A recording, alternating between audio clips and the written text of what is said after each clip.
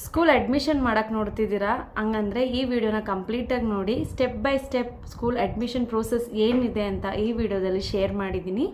ಯಾರು ಹೊಸದಾಗಿ ಅಡ್ಮಿಷನ್ ಮಾಡ್ಕೊಬೇಕು ಅಂತ ನೋಡ್ತಿರ್ತೀರೋ ಅಂಥವ್ರಿಗೆ ಖಂಡಿತ ಇದು ಯೂಸ್ ಆಗುತ್ತೆ. ವಿಡಿಯೋನ ಕಂಪ್ಲೀಟಾಗಿ ನೋಡಿ. ಸೊ ಕರ್ನಾಟಕದಲ್ಲಿ ಸ್ಕೂಲ್ ಅಡ್ಮಿಷನ್ ಮಾಡ್ಕೊಬೇಕು ಅಂದರೆ ಸುಮಾರು ಪ್ರೋಸೆಸ್ಗಳಿದ್ದಾವೆ. ಅದರಲ್ಲಿ ಫಸ್ಟ್ ಪ್ರೋಸೆಸ್ ಏನು ಅಂದರೆ ಎನ್ಕ್ವೈರಿ.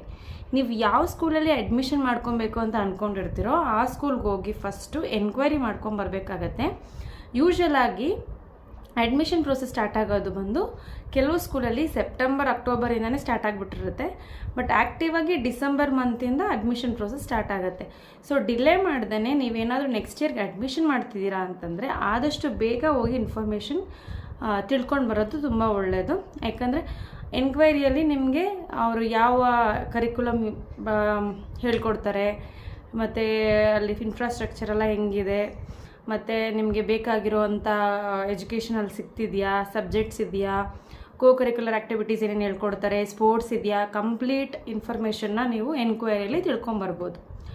ಎನ್ಕ್ವೈರಿ ಆದಮೇಲೆ ಆ ಸ್ಕೂಲ್ದು ಡೀಟೇಲ್ಸ್ ಎಲ್ಲ ನಿಮಗೆ ಇಷ್ಟ ಆಯಿತು ಅಂತಂದರೆ ಅಪ್ಲಿಕೇಶನ್ ಫಾರ್ಮ್ನ ತೊಗೋಬೋದು. ಅಪ್ಲಿಕೇಶನ್ ಫಾರ್ಮ್ ತೊಗೊಂಡು ಅದು ಸೆಕೆಂಡ್ ಪ್ರೋಸೆಸ್ ಆಗಿರುತ್ತೆ. ಅಪ್ಲಿಕೇಶನ್ ಫಾರ್ಮ್ನ ಕಂಪ್ಲೀಟಾಗಿ ಅವ್ರದ್ದು ರೂಲ್ಸ್ ರೆಗ್ಯುಲೇಷನ್ಸ್ ಇರುತ್ತೆ ಸ್ಕೂಲ್ದು, ಅದೆಲ್ಲ ನೀಟಾಗಿ ಓದಿ ಅಪ್ಲಿಕೇಶನ್ ಫಾರ್ಮ್ನ ಕ್ಯಾಪಿಟಲ್ ಲೆಟ್ರಸ್ಸಲ್ಲಿ ದೊಡ್ಡ ಲೆಟ್ರಸ್ಸಲ್ಲಿ ಫಿಲ್ ಮಾಡಿ ಕ್ಲೀನಾಗಿ. ಯಾಕಂತಂದರೆ ಆ ಇನ್ಫಾರ್ಮೇಷನ್ನೇ ಅವರು ಪ್ರತಿಯೊಂದು ಡೇಟಾಬೇಸ್ಗೂ ಯೂಸ್ ಮಾಡ್ತಾ ಇರ್ತಾರೆ.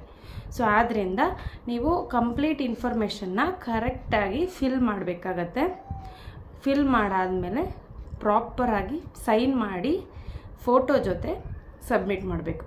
ಸಬ್ಮಿಟ್ ಮಾಡುವಾಗ ಅದ್ರ ಜೊತೆಗೆ ಸಪೋರ್ಟಿಂಗ್ ಡಾಕ್ಯುಮೆಂಟ್ಸ್ಗಳು ಇರಬೇಕಾಗತ್ತೆ. ಇವಾಗ ನೀವು ನರ್ಸರಿಗೆ ಅಡ್ಮಿಷನ್ ಮಾಡ್ತಿದ್ದೀರಾ ಅಂತಂದರೆ ಮಗುದು ಆಧಾರ್ ಕಾರ್ಡ್ ನೀವು ಮಾಡಿಸಿದ್ರೆ ಅಟ್ಯಾಚ್ ಮಾಡಿ, ಇಲ್ಲಾಂದರೆ ಆದಷ್ಟು ಬೇಗ ಮಾಡಿಸೋದಕ್ಕೆ ಅಪ್ಲಿಕೇಶನ್ ಹಾಕಿ. ಮತ್ತು ಪೇರೆಂಟ್ಸ್ ಆಧಾರ್ ಕಾರ್ಡ್ ಕಾಪೀಸ್ ಮುಖ್ಯ, ಫೋಟೋಸ್, ಬರ್ತ್ ಸರ್ಟಿಫಿಕೇಟ್ ಮಗುದು ಬೇಕಾಗುತ್ತೆ. ಇನ್ ಕೇಸ್ ನೀವು ಫಸ್ಟ್ ಸ್ಟ್ಯಾಂಡರ್ಡ್ಗೆ ಅಡ್ಮಿಷನ್ ಮಾಡ್ತಿದ್ದೀರ ಅಂದರೆ ಇವೆಲ್ಲ ಡಾಕ್ಯುಮೆಂಟ್ಸ್, ಆಧಾರ್ ಕಾರ್ಡ್ ಕಾಪಿ ಮಗುದು, parents Aadhaar card copies, photos, birth certificate, ಮತ್ತು UKG ಕಂಪ್ಲೀಟ್ ಆಗಿದ್ದಾಗ ಮಾರ್ಕ್ಸ್ ಕಾರ್ಡ್ ಸಿಗುತ್ತಲ್ಲ ಅದು, ಮತ್ತು ಇನ್ಕಮ್ ಕ್ಯಾಸ್ಟ್ ಸರ್ಟಿಫಿಕೇಟ್ ಏನಾದರೂ ಮಾಡಿಸಿದ್ದೀರಾ ಅಂತಂದರೆ ಅದನ್ನು ಕೂಡ ಅಟ್ಯಾಚ್ ಮಾಡಿ ಪ್ರಾಪರ್ ಡಾಕ್ಯುಮೆಂಟ್ಸ್ನ ಸಬ್ಮಿಟ್ ಮಾಡಬೇಕಾಗತ್ತೆ. ಎಲ್ಲ ಸಬ್ಮಿಟ್ ಮಾಡಿದ್ಮೇಲೆ ನೆಕ್ಸ್ಟ್ ಪ್ರೋಸೆಸ್ ಬಂದು ಇಂಟ್ರ್ಯಾಕ್ಷನ್. ಹೋಗಿ ಪ್ರಿನ್ಸಿಪಲ್ ಜೊತೆ ಟೀಚರ್ಸ್ ಜೊತೆ ಮಾತಾಡೋದನ್ನು ಕರೀತಾರೆ. ಯೂಶ್ವಲಾಗಿ ಏನಾಗುತ್ತೆ ಅಂದರೆ ನರ್ಸರಿ ಮಕ್ಕಳಿಗೆ ಜಾಸ್ತಿ ಏನು ಕೇಳೋದಿಲ್ಲ.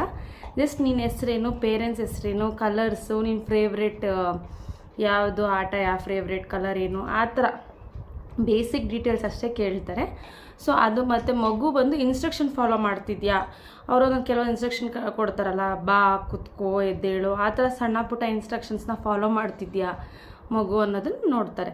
ಆದರೆ ಫಸ್ಟ್ ಸ್ಟ್ಯಾಂಡರ್ಡಿಗೆ ನೀವು ಅಡ್ಮಿಷನ್ ಮಾಡ್ತಿದ್ದೀರಾ ಅಂತಂದರೆ UKGಯಲ್ಲಿ ಏನು ಹೇಳ್ಕೊಟ್ಟಿದ್ರಲ್ಲ ಅದೊಂದು ಬೇಸಿಕ್ ಟೆಸ್ಟ್ ಕೊಡ್ತಾರೆ. ಮಗು ಎಷ್ಟು ಮಟ್ಟಿಗಿದೆ ಗ್ರಾಸ್ಪಿಂಗ್ ಪವರು, ಹೆಂಗಿದೆ ಮಗುದು ಇದು ಸ್ಟಡೀಸ್ ಲೆವೆಲೆಲ್ಲ ನೋಡ್ತಾರೆ. ಜಸ್ಟ್ ಇನ್ಫಾರ್ಮೇಷನ್ಗೆ ಅಷ್ಟೇ ತೊಗೊಳ್ತಾರೆ. ಅದನ್ನು ಇಂಟ್ರ್ಯಾಕ್ಷನ್ ಒಂದು ಟೆಸ್ಟ್ ಕೊಡ್ತಾರೆ.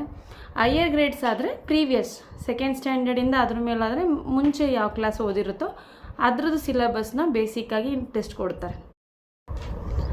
ಟೆಸ್ಟು, ಇಂಟ್ರ್ಯಾಕ್ಷನ್ಸು ಎಲ್ಲ ಆದಮೇಲೆ ಅಡ್ಮಿಷನ್ಸ್ ಕನ್ಫರ್ಮ್ ಆದರೆ ಕಾಲ್ ಮಾಡಿ ಕರೆದ್ಬಿಟ್ಟು ಅಡ್ಮಿಷನ್ ಕನ್ಫರ್ಮ್ ಆಗಿದೆ, ನೀವು ಏನಿದೆ ಫೀಸ್ನ ಕಟ್ಟಿ ಕನ್ಫರ್ಮ್ ಮಾಡ್ಕೊಬೋದು ಅಂತ ಹೇಳ್ತಾರೆ.